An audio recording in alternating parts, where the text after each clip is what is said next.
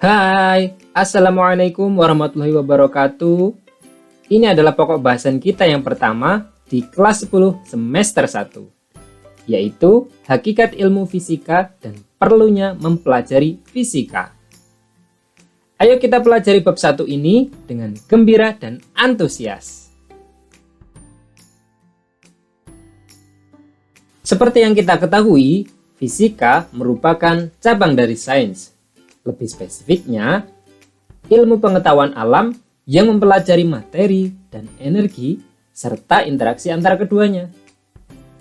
Nah, menurut Colette dan Chiappetta, sains dalam hal ini fisika pada hakikatnya merupakan a body of knowledge atau bisa kita sebut dengan produk alias kumpulan pengetahuan, a way of investigating atau bisa disebut sebagai proses alias cara untuk menyelidiki, dan a way of thinking atau bisa disebut sebagai sikap alias cara berpikir. Apa sih yang dimaksud fisika sebagai produk? Nah, produk yang dimaksud itu adalah kumpulan pengetahuan yang dapat berupa fakta, konsep, prinsip, teori, model, rumus, dan hukum. Apa ya bedanya? Nah, yang pertama ada fakta. Fakta itu merupakan keadaan atau kenyataan yang sesungguhnya dari segala peristiwa yang terjadi di alam. Contohnya, ketika gerhana bulan terjadi, maka kalau kalian lihat bulannya seolah-olah menjadi gelap. Ya kan? Nah, itu fakta. Sekarang yang kedua ada konsep.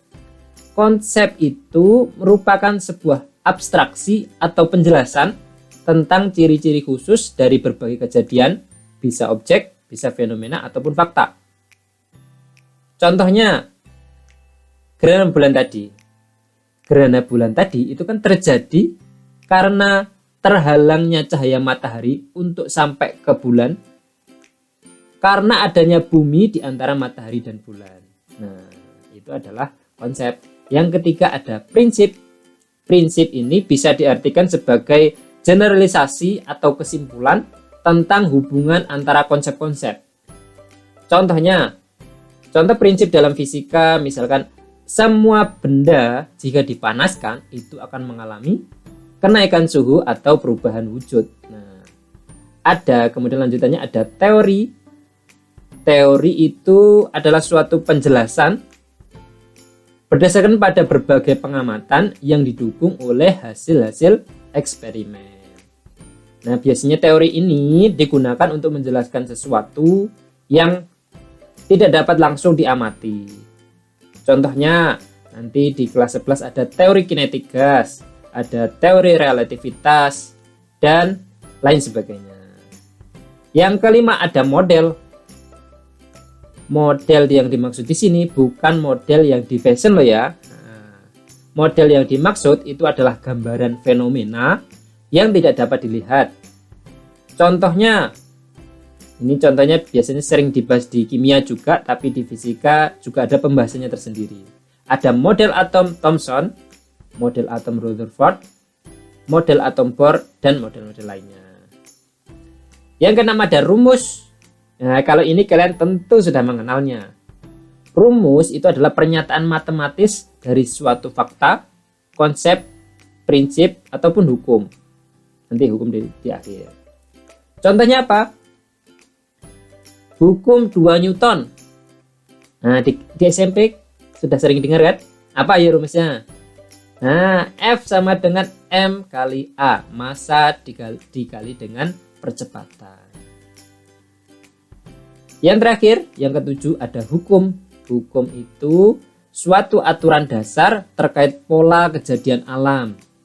Perbedaannya dengan prinsip yang sebelumnya, di hukum itu memiliki cakupan yang lebih luas. Contohnya apa? Hukum kekekalan energi yang menyatakan bahwa energi adalah kekal, tidak dapat diciptakan dan dimusnahkan, melainkan hanya dapat berubah bentuknya. Nah, seperti itu.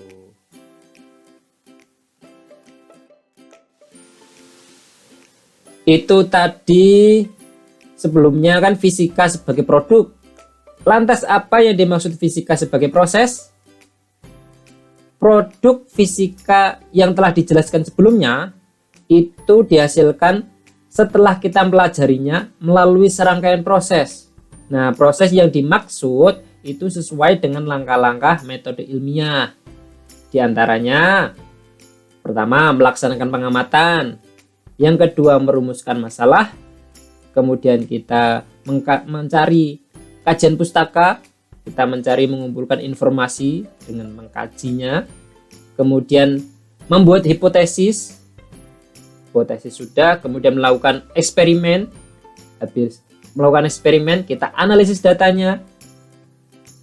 Data sudah kita analisis. Yang terakhir adalah kita menarik kesimpulan.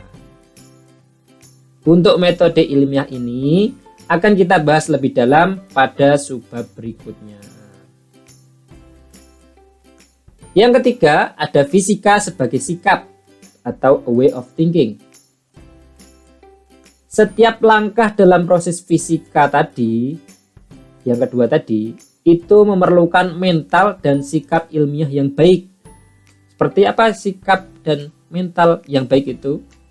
Nah, contohnya rasa ingin tahu dan rasa penasaran yang besar, tapi juga diiringi dengan rasa percaya diri.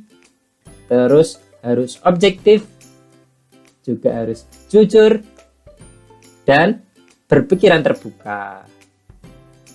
Berpikiran terbuka itu maksudnya bisa jadi mau mendengarkan pendapat orang lain. Itu beberapa contoh fisika sebagai sikap.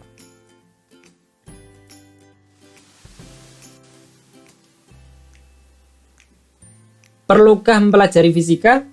Nah, kalian sering bertanya ini kan? Apa sih gunanya belajar fisika? Nah, ini nih perlunya belajar fisika. Baik kamu anak IPA atau IPS, mau tidak mau, kamu tetap butuh fisika. Dari hal yang sederhana seperti membuka pintu, hingga membuat berbagai peralatan industri atau teknologi yang bisa kamu rasakan sekarang ini, kamu harus tahu, harus bisa belajar fisika. Kalau kamu pelajari fisika, kamu dapat menempuh berbagai karir seperti menjadi ilmuwan di berbagai universitas atau institut. Kamu juga bisa berkarya dalam bidang teknik, juga bisa berkarya di bidang astronomi, bahkan menjadi pendidik atau guru.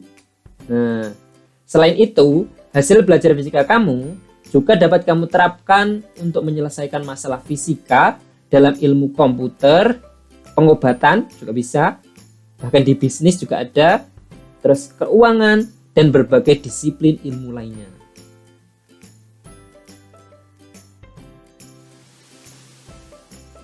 Beberapa contoh penerapan dalam kehidupan. Nah, penerapan dari ilmu fisika. Di bidang industri dan energi, dengan belajar fisika, kita bisa membuat pembangkit listrik. Nah, contohnya apa? PLTU, PLTA, PLTS, dan PLTN. Selain itu, dari belajar fisika, dari teori fisika yang ada, kalau diterapkan, manusia bisa menemukan berbagai jenis mesin yang kemudian diterapkan atau dipakai di bidang industri ataupun energi. Terus kita bisa membuat suatu sonar untuk mengetahui kedalaman suatu laut. Nah, itu. Kita juga bisa menemukan teknologi laser. Teknologi laser ini kalau di bidang industri biasanya digunakan untuk mendeteksi keretakan logam yang tidak bisa kita lihat secara langsung. Terus penggunaan gelombang akustik itu digunakan untuk mendeteksi minyak bumi, letaknya di mana, seperti itu.